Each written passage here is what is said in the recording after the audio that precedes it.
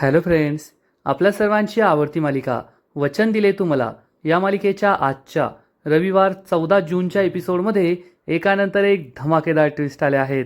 आजचा एपिसोड खूप भारी होता. मग नेमकं घडलंय तरी काय?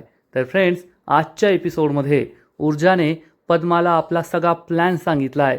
तिने पद्माला सांगितलंय की तू हर्षवर्धन आणि दिव्याला या लग्नासाठी होकार द्यायचा, विक्रांतबरोबर लग्न करायला तयार व्हायचं, लग्न मंडपात जायचं. पण तेथे गेल्यावर मग मी त्या हर्षवर्धन जहागीरदारचा आणि विक्रांतचा खरा चेहरा सगळ्या जगासमोर आणणार. पद्माला काही कळतच नव्हतं, पण ऊर्जाने तिला समजावून सांगितलं, पद्मा, विक्रांत काय तुझ्याबरोबर खरोखरचं लग्न करणार नाहीये. फक्त स्वतःची सुटका करून घेण्यासाठी हा त्यांचा प्लॅन आहे आणि आपण त्यांना त्यांच्याच प्लॅनमध्ये अडकवायचं आणि त्यांचा खरा चेहरा सगळ्या जगासमोर आणायचा. आणि मग त्यानंतर विक्रांत कायमचा जेलमध्ये जाईल, जेलमधून बाहेर पडणारच नाही. मग ऊर्जाची ही चाल हर्षवर्धनला कळतच नाहीये. हर्षवर्धनला प्रश्न पडलाय की ऊर्जा इतक्या सोप्यात पद्मा आणि विक्रांतच्या लग्नासाठी कशी तयार झाली, ती विरोध का करत नाहीये. मग हर्षवर्धनला ऊर्जाचा प्लॅन समजणार का? कोण जिंकणार, ऊर्जा की हर्षवर्धन? हे जाणून घेण्यासाठी हा व्हिडिओ शेवटपर्यंत नक्की पहा. फ्रेंड्स, आजच्या एपिसोडच्या सुरुवातीलाच ऊर्जा आणि पद्मा एकमेकींबरोबर बसलेले असतात आणि ऊर्जा ही पद्माला समजावून सांगते, पद्मा, विक्रांत तुझ्याशी लग्न करतोय ते काही तुझं भलं करण्यासाठी नाही, तर ही त्याची एक चाल आहे, चाल ज्या चालमध्ये अडकून तो स्वतःची सुटका करून घेण्याचा प्रयत्न करतोय. पद्माला खूप टेन्शन येतं. ऊर्जा ही पद्माला समजवण्याचा प्रयत्न करते, पद्मा, आता ही घाबरण्याची वेळ नाहीये, तर हिमतीने पुढे जायची वेळ आहे. आता जर तू घाबरलीस ना तर सगळं काही संपून जाईल. पण पद्माला अजूनही हिंमत आलेली नसते. पद्मा म्हणते, पण ताई, ऊर्जा तिला समजावून सांगते, अगं पद्मा, हा सगळा डाव आहे, डाव. हे तुझ्या लक्षात काय येत नाहीये? ही एक चाल आहे. तर पद्मा विचारते, चाल? कसली चाल? मला काहीच कळत नाहीये. तर ऊर्जा तिला समजावून सांगते, अगं विक्रांत शिर्के काय तुझ्याबरोबर खरोखर लग्न करणार नाहीये. स्वतःला निर्दोष सोडून घेण्यासाठी तो हा सगळा डाव खेळतोय आणि लवकरच ते तुझ्याबरोबर डील करण्यासाठी येतील. हे ऐकून पद्मा आणखीनच घाबरते आणि म्हणते, माझ्याबरोबर डील करण्यासाठी? नाही ताई, मी त्या विक्रांतशी नाही बोलू शकत. माझी हिंमतच नाही होणार आणि हर्षवर्धन साहेबांसमोर सुद्धा मी काही बोलू शकत नाही. सगळं चुकीचं होऊन जाईल. ऊर्जा तिला शांत करते, समजावून सांगते, पद्मा, एवढं टेन्शन घेऊ नको. एकतर सगळ्यात पहिले माझं ऐकून घे. तुला घाबरण्याची काहीच गरज नाहीये. मी असेल तुझ्याबरोबर. मी तुला कधीच एकटं सोडणार नाही. आणि आजपर्यंत तू इतक्या हिमतीने मला खंबीरपणे साथ दिली आहे म्हणून आपण इथपर्यंत पोहोचू शकलोय. आता फक्त थोडी वेळ, थोडा काळ माझी साथ दे. आपण त्या विक्रांतला कायमचं जेलमध्ये पाठवू. ही केस कायमची संपेल. मग तुलाही त्रास नाही आणि त्या विक्रांतलाही नाही. पण पद्मा अजूनही खूप घाबरलेली असते. ऊर्जा तिचा हात हातात घेते आणि म्हणते, पद्मा, आता फक्त थोडे दिवस. मी तुला वचन देते, त्या विक्रांत शिर्केला कायमचं जेलमध्ये पाठवणार. यावेळेस तुला मिळालेला न्याय हा कायमस्वरूपी असेल आणि तुला पुन्हा हा त्रास कधीच होणार नाही. इकडे सुवर्णा ही आमदार शिर्केजवळ येते. आमदार शिर्के त्याचा मोबाईल पाहत असतो. सुवर्णा म्हणते, अहो, तुमच्यासमोर बोलण्याची माझी हिंमत नाहीये, पण तुम्ही त्या मुलीबरोबर आपल्या विक्रांतचं लग्न लावून देताय हे मला काही पटत नाहीये. आणि त्या मुलीबरोबर तुम्ही आपल्या विक्रांतला कसं काय संसार करायला लावू शकता? तर आमदार शिर्के म्हणतो, सुवर्णा, फक्त 2 महिने, फक्त 2 महिने हे लग्न टिकणार आणि मग मी त्या मुलीला घराबाहेर काढणार. हे ऐकून सुवर्णाला मोठा धक्काच बसतो. सुवर्णा विचारते, अहो, हे तुम्ही काय बोलताय? म्हणजे तुम्ही त्या मुलीचं आपल्या विक्रांतबरोबर लग्न लावून देणार आणि मग तिला घराबाहेर काढणार? हा त्या मुलीबरोबर खूप मोठा अन्याय आहे. आमदार शिर्के सुवर्णाकडे आश्चर्याने पाहतो. तर सुवर्णा म्हणते, अहो, ती बिचारी गरीब मुलगी आहे. अजून तुम्ही त्या मुलीचा किती तळतळाट घेणार आहात? आधीच आपल्या विक्रांतने तिच्याबरोबर नको ते केलंय. तिने इतका त्रास सहन केलाय आणि आता तिच्याशी लग्न करायचं, मग तिला घराबाहेर काढायचं. खरंच हा तिच्यावर खूप मोठा अन्याय होतोय आणि तुम्ही हे चुकीचं करताय. प्लीज असं करू नका. आमदार शिर्के चिडून विचारतो, असं करू नका म्हणजे मग काय करायचं? आपल्या विक्रांतचा विचार मी करू नको? तर सुवर्णा त्याला समजावून सांगते, अहो, तुम्हाला कळत कसं नाहीये? आपला विक्रांत कसा आहे? आधीच विक्रांतचा त्या मुलीवर राग आहे. त्या मुलीने त्याच्यावर केस केली, त्याला जेलमध्ये जावं लागलं म्हणून तो चिडलाय. आणि जर आपण विक्रांतचं त्या मुलीशी लग्न करून दिलं तर मग त्याला हातात आयतं कोलीतच मिळेल. तो त्या मुलीला हवी तशी वागणूक देईल, हवा तसा त्रास देईल. आमदार शिर्के म्हणतो खरंय. आणि मग तो म्हणेल की हा नवरा बायकोमधला प्रश्न आहे, तुम्ही मध्ये पडू नका आणि आपल्याला काही करता सुद्धा येणार नाही. सुवर्णा म्हणते तुम्हाला हे सगळं कळतंय ना, तरीसुद्धा तुम्हाला त्यांचं लग्न लावून द्यायचंय. आमदार शिर्के चिडून विचारतो मग मी काय करू? मी फक्त त्या मुलीचा विचार करू का? माझ्या मुलाचा विचार करू नको का? माझ्या मुलाचं करिअर त्याच्यासमोर आहे, उभं आयुष्य त्याच्यासमोर पडलंय, त्याचा विचार करू नको? सुवर्णा तुला कळत कसं नाहीये? मी आमदार झालोय स्वतःसाठी, स्वतःच्या फायद्यासाठी, स्वतःच्या कुटुंबासाठी. मी काय समाजसेवा करण्याचं व्रत नाही घेतलंय की त्या गरीब मुलीचं कसं होईल, तिच्या आयुष्याचं भलं कसं होईल. आणि त्या गरीब मुलीचं भलं करण्याचा प्रयत्न एकदा नाही 2दा केला होता मी. 2दा तिला पैसे देऊ केले होते, पण दोन्ही वेळेस तिने नकार दिला. तिलाच खूप खुमखुमी होती ना, तिला कोर्ट कचेऱ्या करायच्या होत्या, केस लढायची होती. लढली, माझ्या मुलाविरुद्ध केस केली, त्याला जेलमध्ये पाठवलं आणि आता मी तिला सोडणार आहे. तिने माझ्या मुलाचा विचार केला का? नाही ना. आता मी तिचा विचार करणार नाहीये, मी फक्त माझ्या मुलाचा विचार करणार, त्याच्या करिअरचा विचार करणार. मी त्या मुलीचा विचार करणार नाही. हे ऐकून सुवर्णाला वाईट वाटतं. तेवढ्यात अर्पिता तेथे येते. आमदार शिर्के मागे वळून पाहतो तर अर्पिताला पाहून विचारतो, अर्पिता बेटा काय झालं? काही बोलायचं होतं का? तर अर्पिता म्हणते पप्पा मी तुमचं सगळं बोलणं ऐकलंय, मला तुमच्याशी काहीतरी महत्त्वाचं बोलायचं आहे. तर आमदार शिर्के म्हणतो हेच बोलायचं असेल ना की पद्मा आणि विक्रांतचं लग्न लावून देऊ नका, हे चुकीचं आहे. अर्पिता म्हणते हो पप्पा, तुम्ही विक्रांत आणि पद्माचं लग्न लावून देऊ नका, हा पद्मावर खूप मोठा अन्याय असेल, तुम्ही असं करू नका. आमदार शिर्के म्हणतो अप्पू बेटा तुला किती वेळेस सांगितलंय, तू या सगळ्या प्रकरणात लक्ष देऊ नको, मला तुझ्यावर ओरडायला चिडायला नाही आवडत. असं तो अर्पिताशी प्रेमाने बोलतो, पण सुवर्णाला मात्र डोळे दाखवतो. मला या प्रकरणात कुणी काही सल्ला द्यायचा नाही, मला कुणी काहीच सांगायचं नाही. पण अर्पिता ऐकत नाही आणि म्हणते पण पप्पा. आमदार शिर्के तिला प्रेमाने समजावून सांगतो नाही म्हटलं ना बेटा, मला काही सल्ला देऊ नका, मी माझं सगळं नीट करतो. असं म्हणून आमदार शिर्के निघून जातो. अर्पिता आणि सुवर्णाला वाईट वाटतं, या आमदार शिर्के जे काही करतोय ते अतिशय चुकीचं करतोय, त्याने हे सगळं करायला नकोय. आणि इकडे हर्षवर्धन त्याच्या केबिनमध्ये बसलेला असतो. तेवढ्यात दिव्या तेथे येते आणि म्हणते सॉरी डॅड, मला ना थोडं ट्रॅफिक लागलं म्हणून यायला उशीर झाला. आणि दिव्या ही हर्षवर्धन समोर येऊन बसते. आणि त्याच वेळेस आदित्य तेथे येतो आणि म्हणतो डॅड ती एक महत्त्वाची मीटिंग आपला अटेंड करायची आहे. तेवढ्यात दिव्या त्याला म्हणते हाय आदित्य. आदित्यला मोठा धक्काच बसतो. तो विचारतो दिव्या तू येथे काय करतेयस ऑफिसमध्ये, आणि ते पण डायरेक्ट डॅडच्या केबिनमध्ये? चल लवकर निघ बाहेर, डॅडला खूप महत्त्वाची कामं आहेत, त्यांचा टाईमपास करू नको. तर दिव्या म्हणते आदित्य मला डॅडनेच बोलवलं आहे, त्यांची आणि माझीच महत्त्वाची मीटिंग आहे. आदित्यला मोठा धक्काच बसतो. दिव्या मस्त पाणी पिते. आदित्य हर्षवर्धनकडे आश्चर्याने पाहतो आणि म्हणतो दिव्या उगाच खोटं बोलू नकोस, चल लवकर बाहेर. तेवढ्यात हर्षवर्धन आदित्यला सांगतो हो आदित्य, मीच तिला बोलवलं आहे एका महत्त्वाच्या कामासाठी. आदित्यचा विश्वासच बसत नाही. आणि मग हर्षवर्धन दिव्याला एक ॲफिडेव्हिट देतो आणि सांगतो या ॲफिडेव्हिटवर तुला पद्माच्या सह्या घ्यायच्या आहेत. ती आधी नकार देईल, पण तुला तिला लग्नासाठी तयार करायचं आहे. हे सगळं काय चाललंय आदित्यला काही कळतच नाही. तो या दोघांकडे आश्चर्याने पाहतो. तर दिव्या विचारते डॅड या ॲफिडेव्हिटमध्ये काय लिहिलं आहे? हर्षवर्धन सांगतो ते तुला नंतर कळेल, आता तू फक्त सही घेऊन ये. तर दिव्या लगेच उभी राहते आणि म्हणते डॅड मी एक असं काम केलंय ना ज्यामुळे तुम्ही माझ्यावर खूप खुश व्हाल. तुम्ही मला आत्ता सांगताय की पद्माला लग्नासाठी तयार कर, पण मी पद्माला विक्रांतबरोबर लग्नासाठी आधीच तयार केलंय. हर्षवर्धनला मोठा धक्काच बसतो. आदित्यला सुद्धा कळतं की विक्रांत आणि पद्माच्या लग्नाची गोष्ट सुरू आहे. हर्षवर्धन विचारतो तू हे कधी केलंस?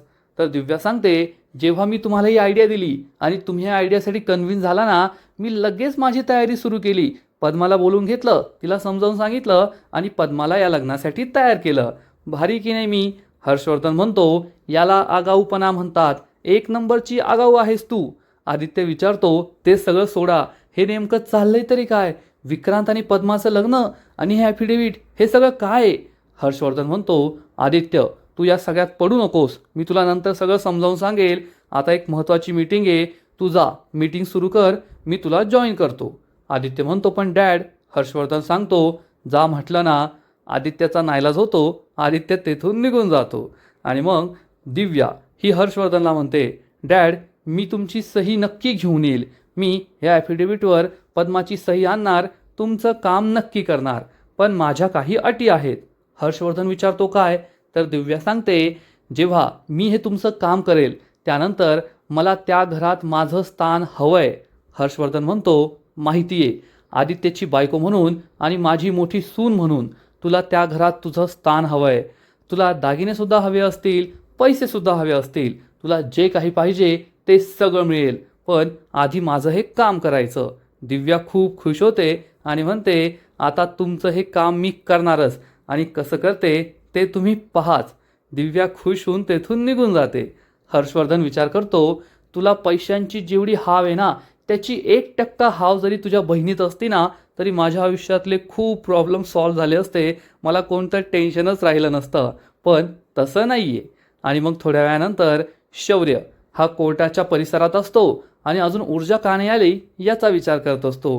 तेवढ्यात आदित्य शौर्यला पाहतो आणि म्हणतो, अरे शौर्य, केव्हाचा शोधतोय मी तुला, तुला काही कळलंय का?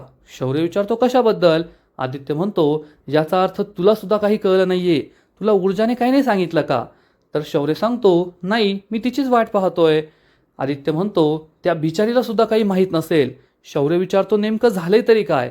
तर आदित्य त्याला सांगतो, हे लोक आहे ना खूप मोठा गेम खेळताय. शौर्य विचारतो, कोणते लोक? आदित्य सांगतो, आपले डॅड आणि तो आमदार शिर्के. शौर्य विचारतो, कोणता गेम खेळताय? आदित्य सांगतो, पद्माच्या लग्नाचा घाट घातलाय त्यांनी. शौर्य विचारतो, पद्माचं लग्न? कोणाबरोबर? आदित्य म्हणतो, जेव्हा मी ऐकलं ना तेव्हा मला सुद्धा मोठा धक्का बसला होता. तुला सुद्धा मोठा धक्का बसेल. शौर्य विचारतो, कोणाबरोबर ते तर सांग. आदित्य सांगतो, विक्रांत शिर्के बरोबर. विक्रांत आणि पद्माचं लग्न. हे ऐकून शौर्याच्या पायाखालची जमीनच सरकते. त्याच्या कानांवर विश्वासच बसत नाही. शौर्य विचारतो, हे कसं शक्य आहे? विक्रांत आणि पद्माचं लग्न? आदित्य म्हणतो, मला सुद्धा हेच वाटलं होतं, पण डॅडने हाच प्लॅन बनवलाय. शौर्य विचारतो, तुला कसं समजलं? आदित्य सांगतो, आज सकाळी ऑफिसमध्ये दिव्या आली होती आणि बाबांनी तिला ते ॲफिडेव्हिट साईन करायला दिलं, तेव्हा मला हे सगळं कळलं.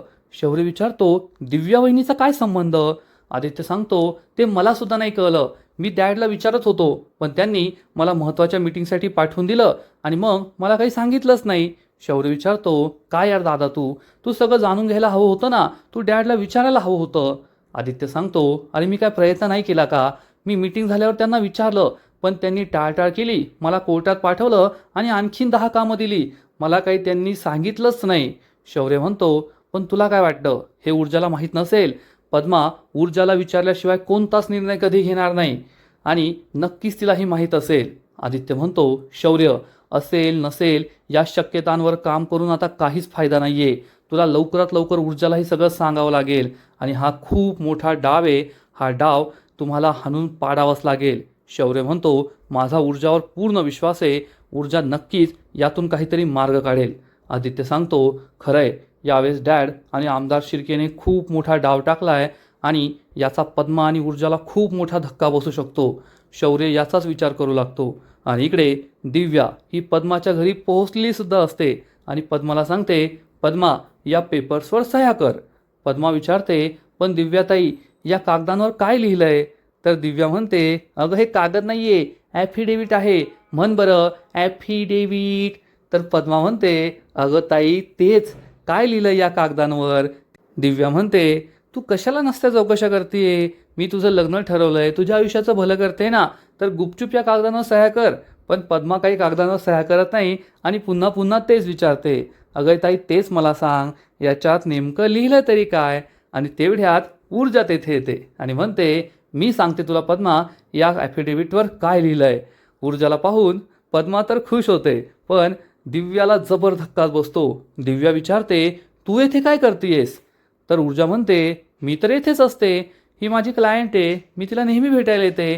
तू येथे काय करते ते सांग मला. दिव्या एकदम मास दाखवून सांगते, मला सुद्धा ॲडव्होकेट हर्षवर्धन जहागीरदार यांनी पाठवलंय. ऊर्जा म्हणते, अरे वा, म्हणजे फावल्या वेळात तू ही कामं करते तर. दिव्या चिडून म्हणते, ए ऊर्जा, जास्त शहाणपणा करू नकोस बरं का. ऊर्जा म्हणते, मी नाही शहाणपणा करत आहे, शहाणपणा तू करतेयस. हे ॲफिडेव्हिट तू घेऊन आली आहे, कशासाठी ते सांग बरं. दिव्या म्हणते, मी पद्माचा फायदा करून देणार आहे, तुझ्यासारखं नाही. तुझ्या सल्ल्यांमुळे आजपर्यंत पद्माचं अनेकदा नुकसान झालंय, पण आता मी जे पद्माला करायला सांगते ना, त्यामुळे तिचा खूप मोठा फायदा होणार आहे. ऊर्जा म्हणते, ते पद्माला ठरवून दे ना, की तिचा फायदा होणार आहे की तिचं नुकसान होणार आहे. तू तिला नको सांगू. दिव्या चिडून म्हणते, ते समजायला तिला अक्कल. मग ते आपले शब्द थांबवते, ऊर्जाकडे आणि पद्माकडे पाहते आणि म्हणते, अगं पद्मा बिचारी खूप गरीब आहे ना, खूप साधी भोळी आहे, त्यामुळे तिला तिचा फायदा कळत नाही. आणि मी जे करते ना, तिच्या फायद्यासाठीच करते. त्यामुळे तू सुद्धा तिला नाही सांगायचं की तिने काय करायचं काय नाही करायचं. हे तिचं आयुष्य आहे आणि तिचं तिला ठरवू दे की ती या पेपर्सवर सह्या करणार की नाही, माझं काम करणार की नाही. पद्मा शांत उभी राहून या बहिणींचं भांडण पाहत असते. ऊर्जा म्हणते, मी सुद्धा तुला तेच सांगतेय, हे पद्माचं आयुष्य आहे, त्यामुळे पद्माचा फायदा कशात आहे कशात नाही आहे हे तिचं तिला ठरवू दे, तू तिला नको सांगूस. दिव्या म्हणते, पद्मा, मी हे कागद येथेच ठेवून जातीये, चांगला या कागदांवर विचार कर, कागद वाचून घे, काय आहे ते समजून घे आणि मग तू तुझा निर्णय घे बरं का. असं म्हणून दिव्या पद्माच्या गालावर हात ठेवते आणि म्हणते, आपण जे काही करतोय ना ते एकदम योग्य आहे. तू मला होकार दिलाय, तो निर्णय कुणाच्याही सांगण्यावरून बदलू नको. चांगला विचार कर आणि या कागदांवर सह्या कर. मी येते बरं, मी तुझ्याशी लवकरच बोलेल. असं म्हणून दिव्या तेथून निघून जाते आणि मग पद्मा घाई गडबडीने दरवाजा बंद करते आणि म्हणते, अगं ताई, मला कळतच नव्हतं मी तिला काय सांगू काय बोलू, या कागदांवर सही करू की नाही, या कागदात नेमकं लिहिलं तरी काय. ऊर्जा म्हणते, थांब मी तुला वाचून सांगते. आणि मग ऊर्जा हे ॲफिडेव्हिट वाचते.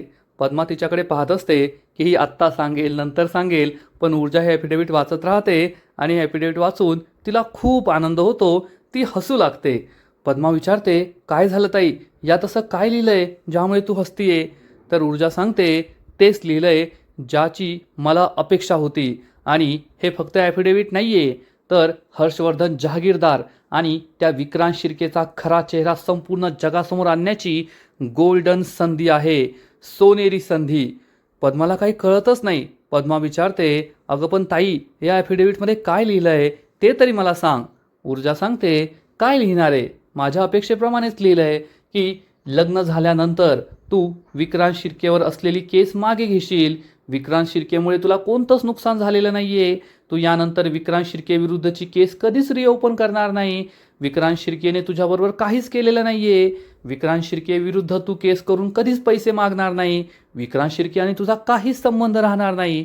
हे सगळं ऐकून पद्माला मोठा धक्काच बसतो. पद्मा ही बेडवरच बसते. ऊर्जा म्हणते, पद्मा, हे सगळं होणारच होतं, मला माहीतच होतं की तुझं आणि विक्रांतचं लग्न लावण्याच्या बदल्यात अशा ॲफिडेव्हिटवर ते लोक तुझ्या सह्या घेणारच.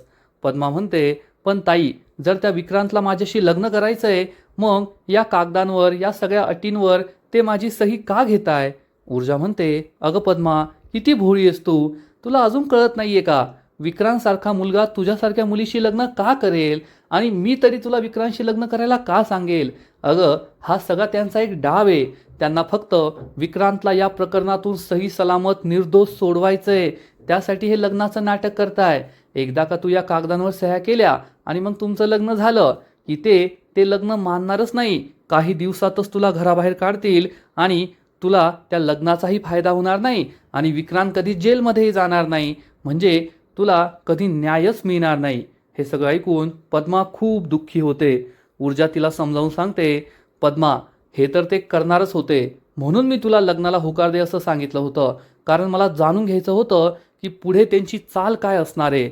आता आपल्याला त्यांची चाल समजली आहे आणि लग्नाच्या दिवशी खरा मोठा धमाका होणार आहे. लग्नाच्या दिवशी मी त्या हर्षवर्धन जहागीरदारचा आणि विक्रांत शिर्केचा खरा चेहरा सगळ्या जगासमोर आणणार. सगळ्या जगाला दाखवून देणार की ही माणसं काय आहेत आणि किती खालच्या पातळीला जाऊ शकतात.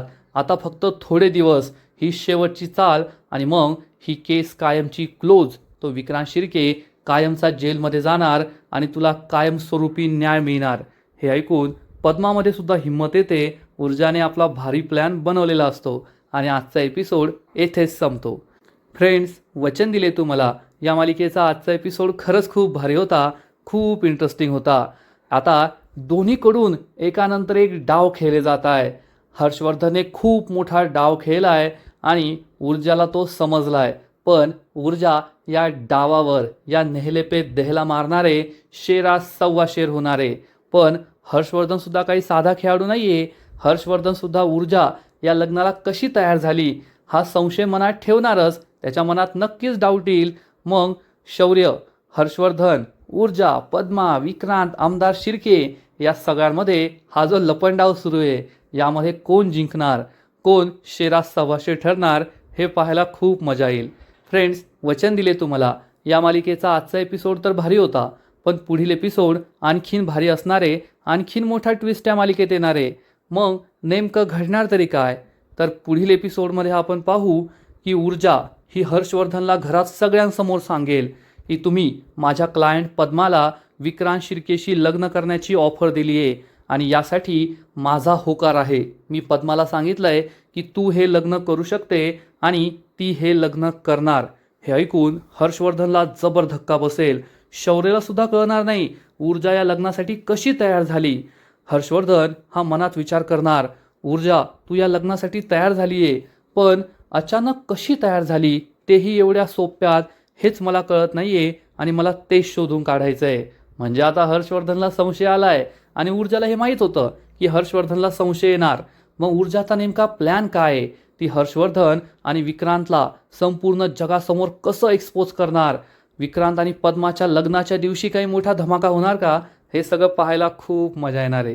तर फ्रेंड्स, तुम्हाला सुद्धा वचन दिले तुम्हाला ही मालिका आवडते का? नक्कीच कमेंट करून सांगा. आणि या मालिकेचे असेच नवीन नवीन एपिसोड, नवीन नवीन अपडेट सर्वात आधी पाहण्यासाठी व्हिडिओला लाईक करा, शेअर करा, चॅनलला सबस्क्राईब करून बेल आयकॉनवर क्लिक करा. म्हणजे या मालिकेचे नवीन नवीन एपिसोड तुम्हाला सर्वात आधी पाहायला मिळतील. खूप खूप खूप धन्यवाद.